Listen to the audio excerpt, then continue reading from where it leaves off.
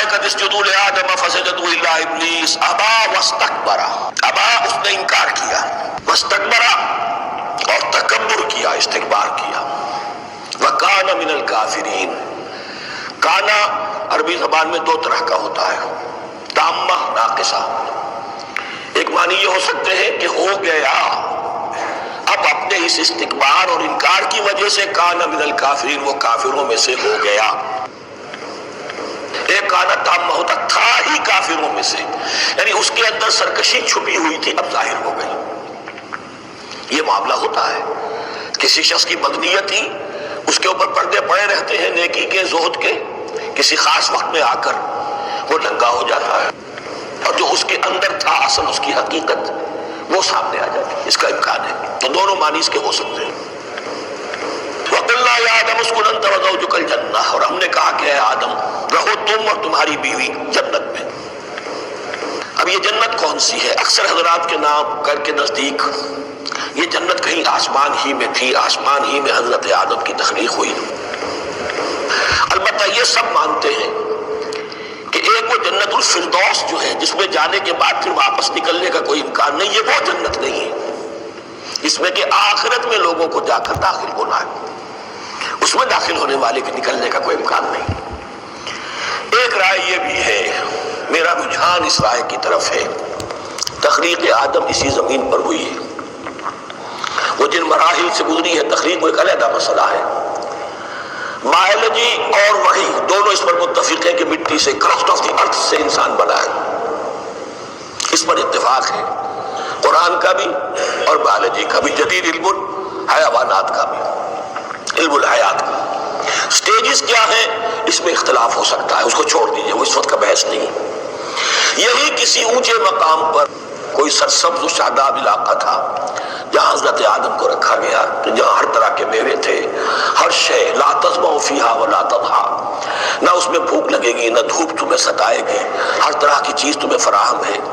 وہاں رکھے گئے ہیں صرف ایک ڈیمانسٹریشن کے لیے کہ انہیں نظر آ جائے کہ شیطان میرا دشمن ہے، وہ مجھے ورغلائے گا، طرح طرح سے میرے اندر وسوسہ اندازی کرے گا میرے اور میری اولاد کے، صرف ایک ڈیمانسٹریشن۔ اس کی مثال یوں سمجھیے کہ سلیکشن تو ہو گیا، سی ایس پی گریڈ میں کوئی شخص آ گیا ہے، لیکن اب وہ سول سروس اکیڈمی میں رکھا جا رہا ہے۔ تو یہ کوئی اکیڈمی ہو سکتا ہے اسی زمین پر، وہ صرف بتانا یہ تھا کہ تمہیں معلوم ہو جائے کہ یہ شیطان تمہارا دشمن ہے۔ اس لیے کہ اس میں جو ایک لفظ حبوط کا آ رہا ہے، وہ حبوط صرف ایک ہی معنی میں نہیں ہوتا، دوسری معنی میں بھی ہے۔ واللہ عالم، یہ چیزیں پھر متشابہات میں رہیں گی، اس لیے ان کے بارے میں کوئی ایک رائے دوسری رائے، اس کے لیے ذہن سے، عقل سے بات کر کے ایک یا دوسری رائے اختیار کر سکتے ہیں۔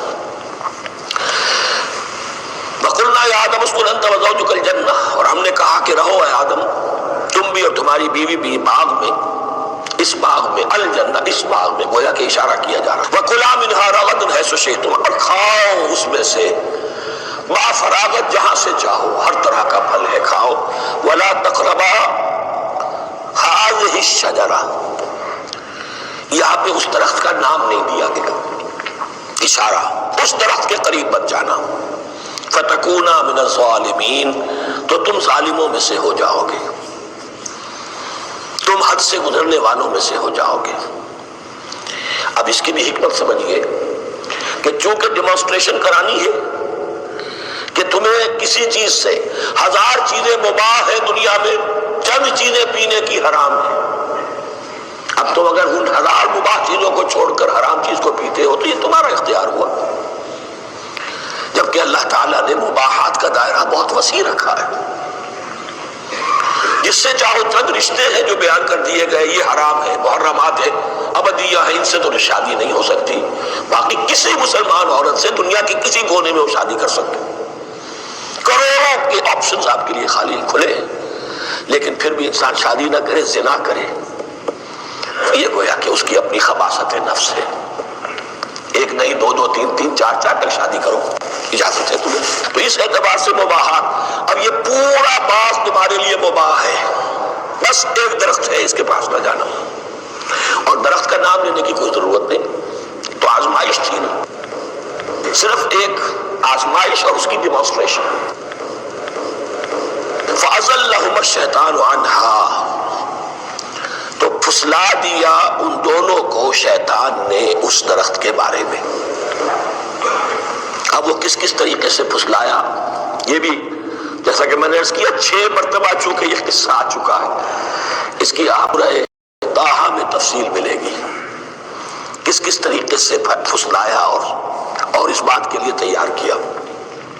فَأَخْرَجَهُمَا مِمَّا كَانَا فِيهِ، تو نکلوا دیا ان دونوں کو اس کیفیت میں سے جس میں کہ وہ تھے، وہ کیفیت کہ نہ کوئی مشقت ہے نہ کوئی محنت ہے، اور انسان کو ہر طرح کا اچھے سے اچھا پھل مل رہا ہے، تمام ضروریات فراہم ہیں، خاص کوئی حلہ جنت ہے جس کا کہ لباس بھی عطا کیا گیا ہے، لیکن ان کیفیات سے اب نکال کر اب جسے آپ کہیں گے bitter facts of life، اچھا اب جاؤ، یہ ڈیمانسٹریشن کرنی تھی، ہو گئی، شیطان تمہارا دشمن ہے، تمہارا اور تمہاری نسل کا، شیطان لعین، اور وہ تمہیں پھسلائے گا جیسے آج پھسلایا ہے، تم آگاہ رہنا اس کی شرارتوں سے۔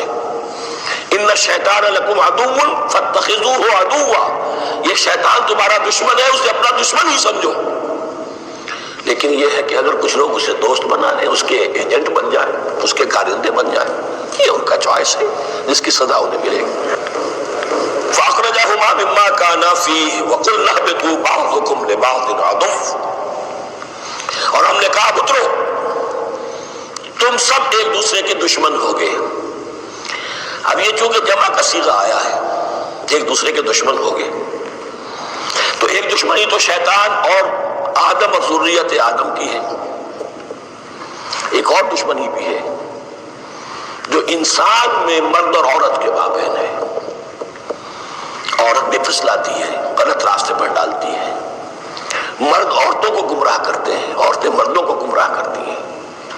قرآن مجید میں کہا گیا یا ایھا الذین آمنوا ان من ازواجکم واولادکم عدوا لکم فاحذروہم، اہل ایمان چوکنے رہو، چوکس رہو، تمہاری بیویوں اور اولاد میں سے تمہارے دشمن ہیں، بچ کر کیپ الرٹ،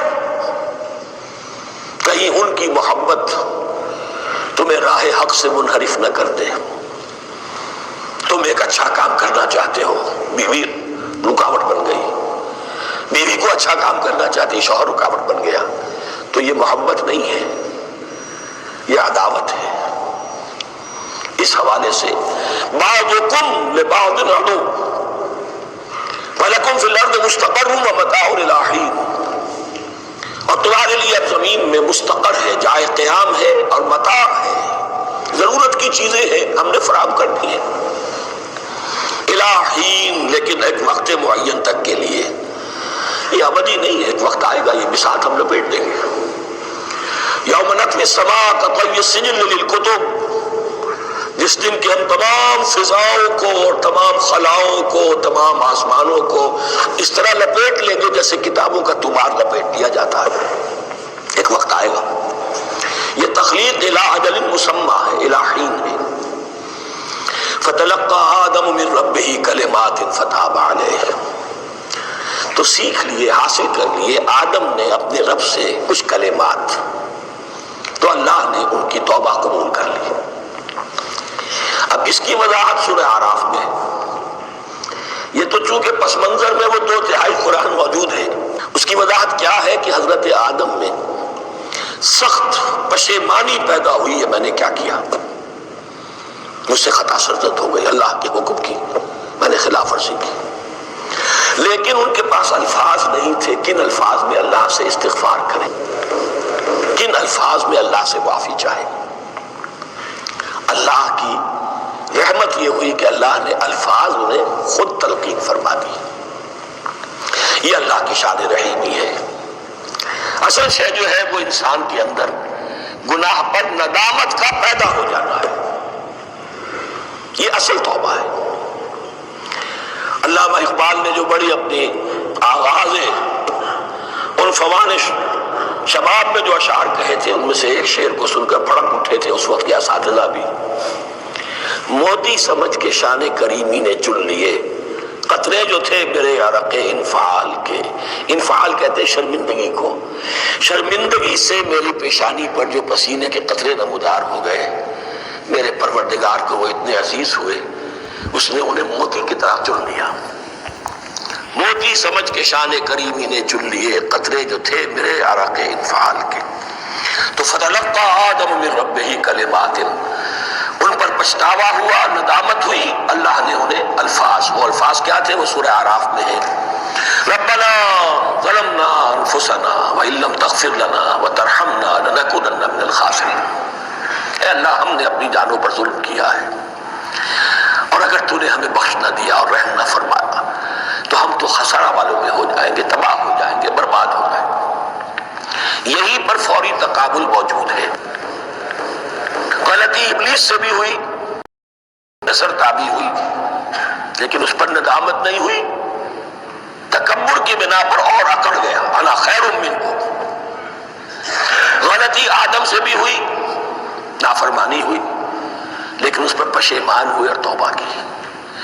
وہ شیطنت ہے، یہ آدمیت ہے، ورنہ کوئی انسان گناہ سے اور معصیت سے مبرہ نہیں ہے۔ حضور کی ایک حدیث ہے، کل بنی آدم کلکم خطاؤون، کل بنی آدم خطاؤون وخیر الخطائین التوابون۔ آدم کے تمام اولاد، تمام انسان خطا کار ہیں، ان خطا کاروں میں بہتر وہ ہیں، اچھے وہ ہیں جو توبہ کرتے ہیں۔ تو یہاں حضرت آدم سے غلطی ہوئی، وہ توبہ کی، پشیمانی ہوئی، ندامت ہوئی، اس نے کی اور اس پر جم گیا، اصرار کیا۔ فتلقى آدم من ربہ کلمات فتاب علیہ انہ هو التواب الرحیم، یقیناً وہی تو ہے بہت توبہ کو قبول فرمانے والا اور بہت رحم فرمانے والا۔ یہ نوٹ کیجئے گا، توبہ کا لفظ دونوں طرف سے آتا ہے، بندہ بھی تواب، وخیر الخطائین التوابون، تواب بندے بھی ہو گئے، تواب اللہ بھی ہے۔ اس کی اصل حقیقت کیا ہے؟ بندے نے خطا کی اور دور ہو گیا اللہ سے، اللہ نے اپنی رحمت کی نگاہ اس سے پھیر لی۔ بندے نے توبہ کی، اللہ پھر اپنی رحمت کے ساتھ اس کی طرف متوجہ ہو گیا۔ توبہ کے معنی پلٹنا، بندہ معصیت سے توبہ کر کے اپنی اصلاح کی طرف، بندگی کی طرف، اطاعت کی طرف پلٹ آیا۔ اللہ نے جو اپنی نظر رحمت پھیر لی تھی، اللہ نے پھر وہی اپنی شان غفاری اور رحیمی کے ساتھ بندے کی طرف توجہ فرما لی، جس کے لیے حدیث میں الفاظ آتے ہیں، تم اگر میری طرف بالشت بھراؤ گے میں ہاتھ بھراؤں گا، تم اگر چل کر آؤ گے میں دوڑ کر آؤں گا، ہم تو مائل میں کرم ہے کوئی سائل ہی نہیں، راہ دکھلائیں کسے رہنے میں منزل ہی نہیں۔ وہ تو تواب ہے، بس فرق یہ ہے کہ توبہ بندے کے لیے ہوگا تو الہ ہوگا، توبہ الہ، انی تبت الیک، اور جب اللہ کی طرف سے ہوگا توبہ علیہ، وہ اعلیٰ ہوگا، اس پر توبہ کی، یعنی اللہ کی بلند شان ہے تو انسان توبہ کرتا ہے تو اس کی طرف توبہ کرتا ہے، اللہ کی شان کیا ہے؟ وہ توبہ کرتا ہے تو بندے پر اعلیٰ، فتاب علیہ۔